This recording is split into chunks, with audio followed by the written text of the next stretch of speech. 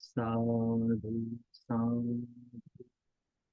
नमो तस् भगवतो अरहतो सम्मा संबुद्दस्स। नमो तस् भगवतो अरहतो सम्मा संबुद्दस्स। नमो तस् भगवतो अरहतो सम्मा संबुद्दस्स। साधु साधु साधु। गुरु बंते जी को हम लोग नमन करेंगे। साधु साधु साधु। श्रद्धावान उपासक उपासिकागण, कल धर्मदेशना के समय जो सूत्र हमने लिए सिंह सेनापति सूत्र, इस सूत्र में एक विशेष शब्द का इस्तेमाल किया गया था। उसमें कहा गया था कि जो दान देने वाला है वह इस तरह से उसकी कल्याण कीर्ति लोक में फैलती है। किस तरह से फैलती है? तो सिंह सेनापति स्वयं अपने शब्दों से कहते हैं कि भगवान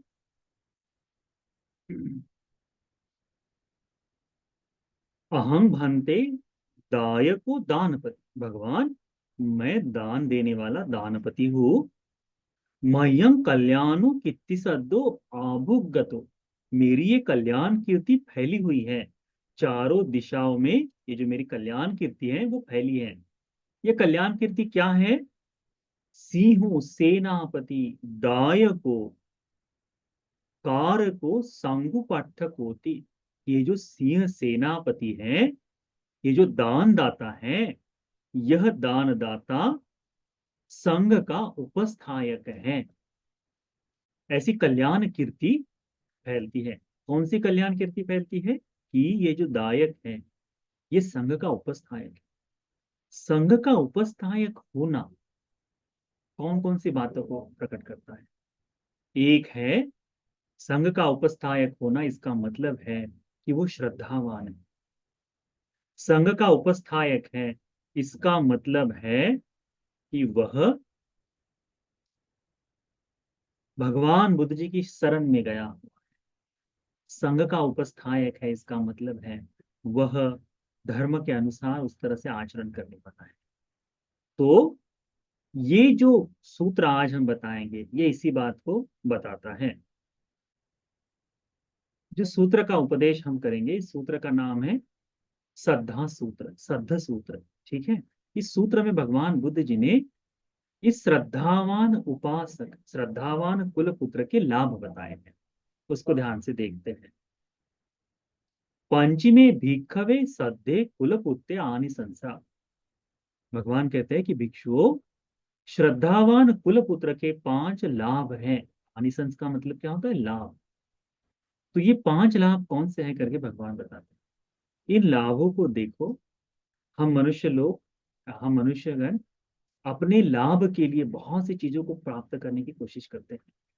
कहीं अच्छी बात सुनने में आती है, यदि कोई अच्छा कार्य दिखा है, अच्छी कोई डील दिखाई देती है, भगवान क्या कहते हैं? भिक्षु, भगवान बताते हैं कि भिक्षुओं, श्रद्धावान कुल पुत्र के 5 लाभ है। कितने लाभ है? 5। हम लोग जब अपने लाभ की कोई वस्तु देखते हैं, अपने लाभ का कोई काम देखते हैं, तो क्या करते हैं? उसे पाने की कोशिश करते हैं। जैसे कहीं कोई एक सेल चल रही है, या एक के ऊपर एक ऑफर चल रहा हो, डील चल रही हो, तो हम क्या करते हैं? तत्काल ले लेते हैं।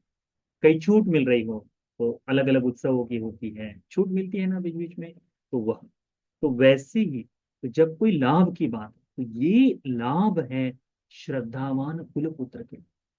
जिसमें श्रद्धा है, उस श्रद्धावान कुल पुत्र के, इस घर के प्रमुख व्यक्ति को या घर के उस परिवार को ये 5 तरह के लाभ मिलेंगे करके भगवान बताते हैं। यदि कोई इन 5 लाभों को प्राप्त कर रहा है तो उसने आनंदित होना चाहिए। और यदि ये 5 लाभ नहीं मिल रहे तो अपनी श्रद्धा में बढ़ोतरी करते हुए इन लाभों को पाने के लिए प्रयास करना चाहिए। तब जाकर तो हमें लाभ मिलेंगे, है ना। तो भगवान क्या बताते हैं कि कौन से ये 5 है।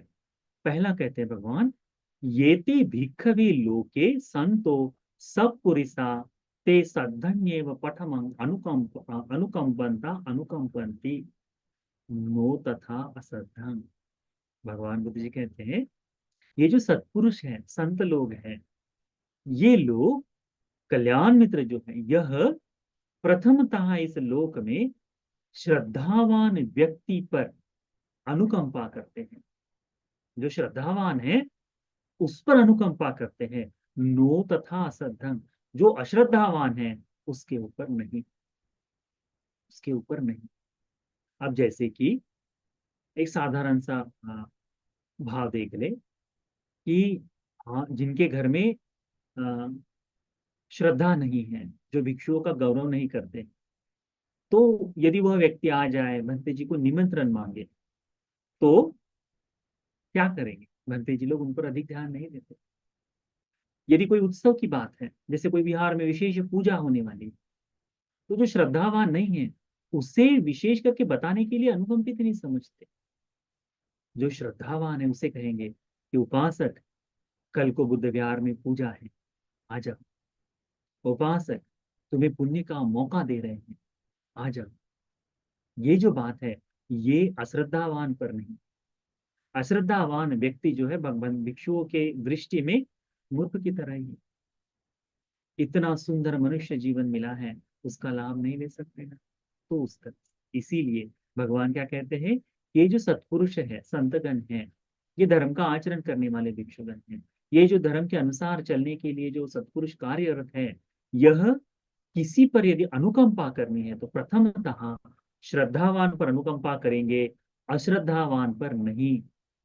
यह प्रथम लाभ है करके भगवान कहते हैं। दूसरा भगवान कहते हैं सदन्येव पठमं उपसंकमंता उपसंकमंती नो तथा असद्धं।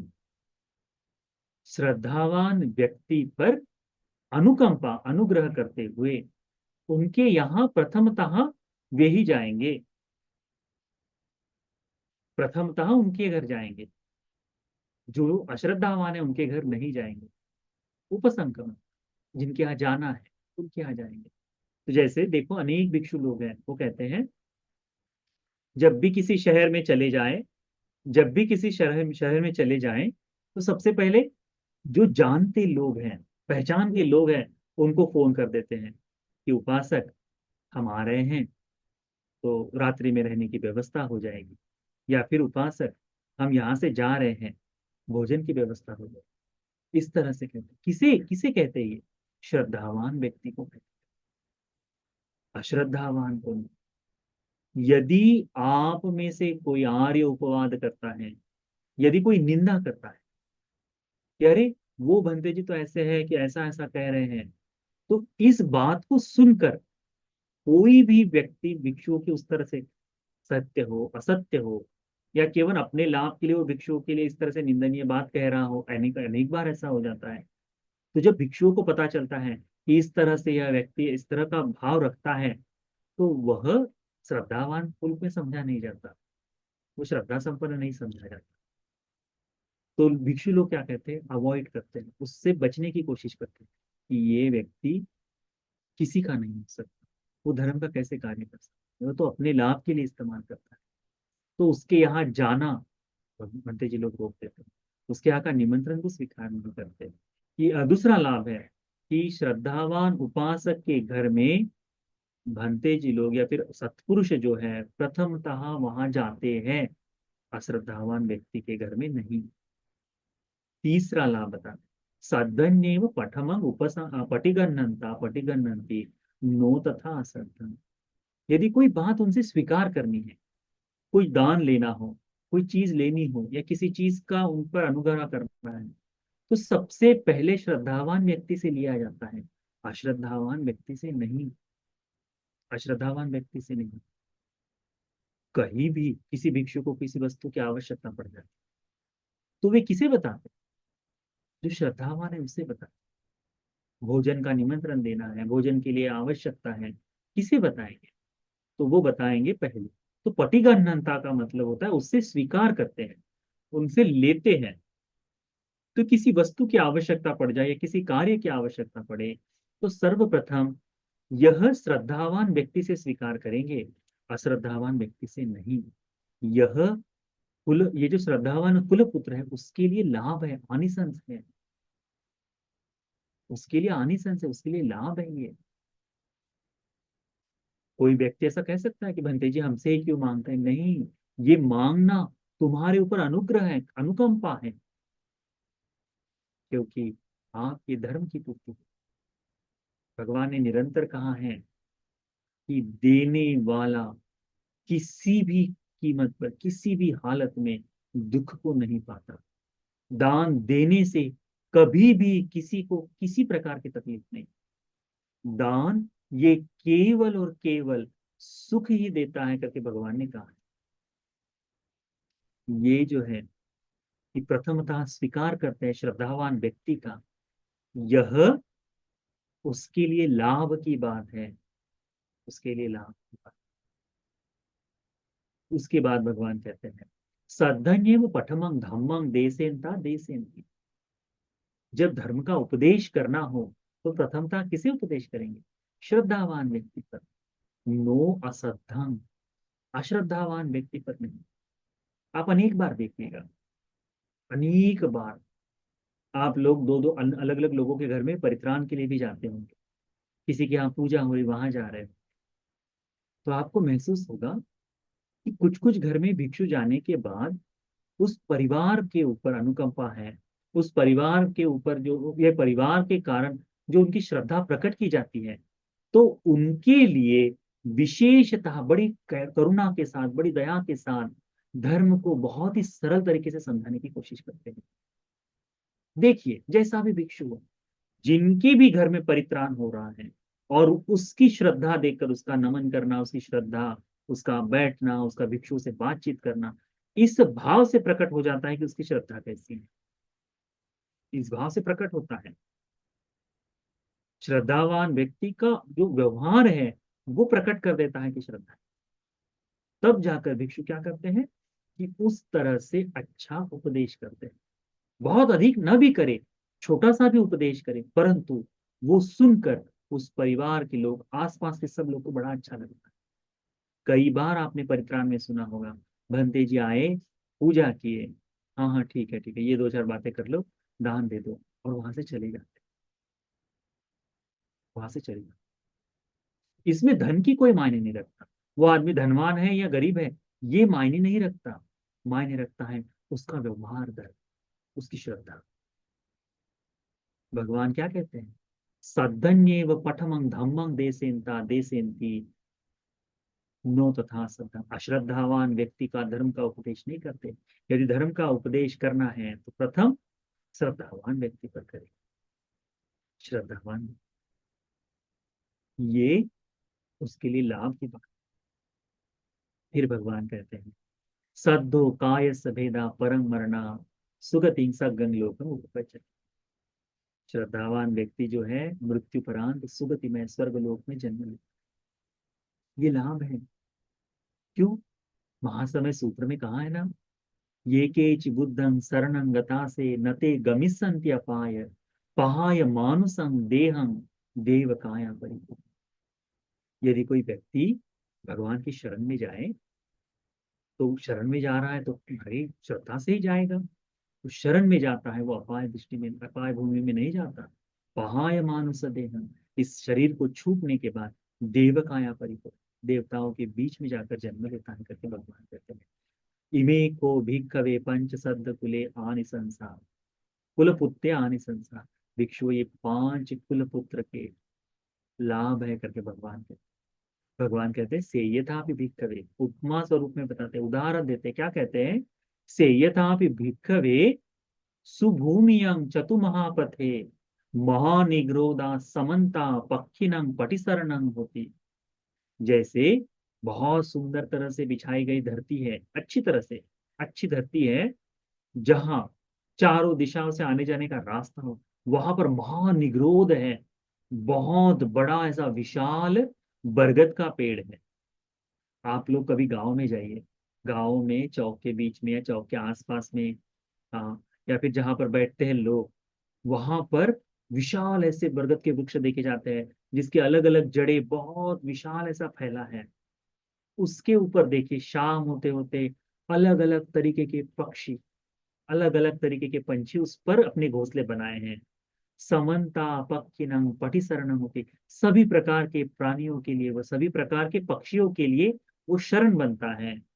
एवमेव को भिक्खवे सद्दो कुलपुत्रो, उसी प्रकार से भगवान बुद्ध जी कहते हैं ये श्रद्धावान कुलपुत्र बहुनो जनस पटिसरणं होती, बहुत सारी जनता के लिए, बहुत सारे लोगों के लिए यह शरण बनता है, उनके लिए आश्रय बनता है।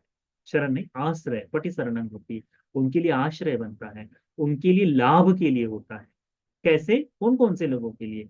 भिक्खूनंग भिक्खुनीनंग उपासकानंग उपासिकानंग, चतुपरिषद के लिए, चारों परिषद के लिए श्रद्धावान व्यक्ति क्या बनता है?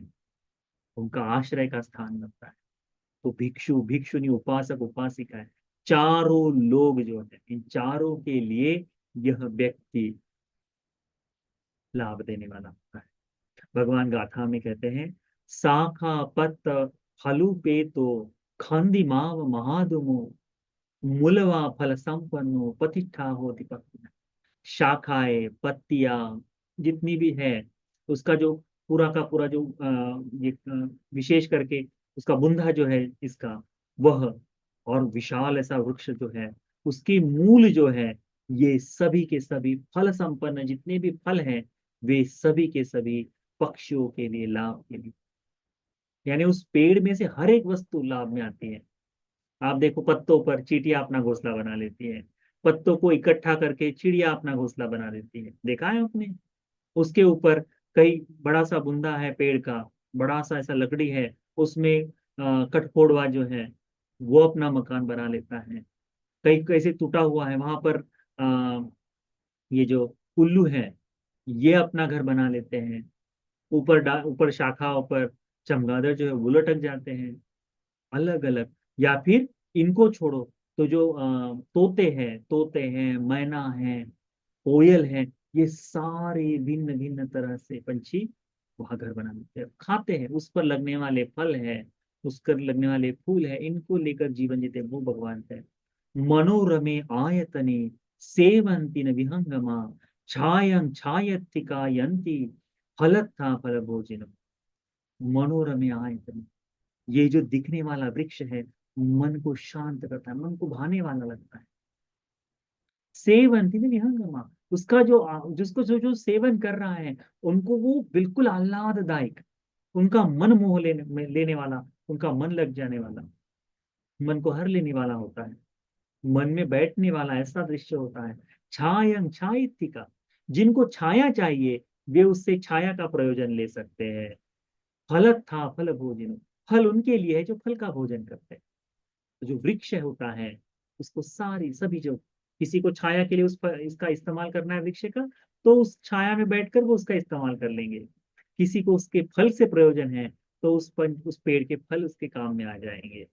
तथैव शील संपन्नं सद्दं पुरिस पुग्गलं निवात वुत्तिं अत्थदं सोरतं सखिलं मुदु। भगवान कहते हैं उसी प्रकार से ये शील संपन्न श्रद्धावान पुरिस पुद्गल, ये जो श्रद्धावान उपासक व्यक्ति है, यह उसी तरह से सभी के लिए मृदु, ऐसा बिल्कुल शांत स्वभाव से धर्म के लिए कार्यरत करता है। निवात उत्तिंग, शांति को पहुंचाने वाला, शांत सत्तन, बिल्कुल धर्म में स्थिर आया हुआ, सोरतन सकिलन को, जिसका काया वाणी मन से मृदुत्व जो है वो सारा आ रहा है। वीत रागा वीत दोषा वीत मोहा अनासवा पुण्य क्षेत्रानि लोकस्मिन् सेवंती तादि संगरन। ये जो वीत रागा वीत दोषा वीत मोह अनाश्रव जो है, जिनके राग द्वेष मोह समाप्त हो गए, जो अनाश्रव है, अनंत लोग हैं, पुण्य क्षेत्रानि लोकस्मिन्, ये जो पुण्य क्षेत्र है लोक लोक में, सेवंती तादि संगरन, ये लोग भी इस श्रद्धावान शील संपन्न व्यक्ति का आश्रय करते हैं, या फिर इस तरह के व्यक्ति उनके संपर्क में रहते हैं, करते रहता है। ते तस् धम्मं देसन्ति सब दुखा पनुदनम, यं सो धम्मं इधन्याय परिनिब्बाति अनासि। ये जो वीतराग, वीत दोष, वीत मोह, अनाश्रव पुण्य क्षेत्र लोक में जो है अरहंत मुनिगण जो है, ये जो सुपटिपन्न, उजुपटिपन्न, न्यायपटिपन्न, सामीचिपटिपन्न जो श्रावक संघ है, ये संघ उस व्यक्ति का आश्रय ले, उस संघ उसकी संगति करते हैं, श्रद्धावान व्यक्ति के साथ में बैठते हैं। ते तस् धम्मं देशन्ति, वे श्रद्धावान व्यक्ति को धर्म का उपदेश करते हैं। कौन से धर्म का? जिससे सभी दुखों को समूलता नाश किया जा सके, सब दुखापन, सभी दुखों से मुक्ति का उपदेश करते हैं। यं सो धम्मं इधन्याय, ये जो धर्म है, इस धर्म का किधर किस दिशा में जाना है? परिनिब्बाय जाना, इस धर्म का अभ्यास करते हुए परिनिर्वाण को प्राप्त अनाश कर हो जाते हैं करके भगवान बुद्ध ने धर्म। तो हम उपासक उपासिकाओं के लिए, आप उपासक उपासिकाओं के लिए लाभ की कौन सी बात है? ये 5 धर्म, इन 5 धर्मों को याद रखो। यदि कोई भिक्षु आपका आश्रय कर रहा है, आपको समझ में आ जाएगा कि धर्म से लाभ का आश्रय करने वाला, अधर्म से आपका आश्रय करने, धर्म से आपका आश्रय करने वाला कोई भिक्षु है, धर्म से आपका आश्रय करने वाला कोई व्यक्ति है, तो आप अपने आप को भाग्यवान समझिए, धन्यवान समझिए। क्यों? पुण्यवान समझिए। क्यों? क्योंकि संघ आपका आश्रय करने की इच्छा रखता है। तो आपको ये 5 लाभ मिलना अनिवार्य है, निश्चित तौर पर मिल जाएंगे 5 लाभ। तो इन 5 लाभ में कौन कौन से हैं? तो यदि आना हो, अनुकंपा करनी है, तो प्रथमतः श्रद्धावान पर अनुकंपा करेंगे। किसी के घर में जाना हो तो प्रथमतः श्रद्धावान के घर में जाएंगे। किसी से कुछ स्वीकार करना हो, दान दान स्वरूप में लेना हो, तो श्रद्धावान व्यक्ति भिक्षु से प्रथम दान स्वीकार करेंगे। किसी को धर्म का उपदेश करना है, तो श्रद्धावान व्यक्ति व्यक्ति को प्रथमतः धर्म का उपदेश करेंगे, और ये श्रद्धावान व्यक्ति मरणोपरांत सुगति में जाता है। ये 5 लाभ। तो इन 5 लाभों को अच्छी तरह से समझ कर ध्यान में रखो। ये धर्म का उपदेश आप सभी को श्रद्धावान कुलपुत्र बनाने के लिए, श्रद्धा संपन्न परिवार बनाने के लिए, जिस प्रकार से श्रावस्ती नगर में 7 परिवार थे जिन्होंने इस बुद्ध शासन को श्रावस्ती में स्थिर कर कर संघ की सेवा में बिताए, उसी प्रकार से श्रद्धावान कुलपुत्र, श्रद्धावान परिवार बनाने के लिए ये धर्म का उपदेश आप सभी को उपकारी हो जाए। साधु साधु।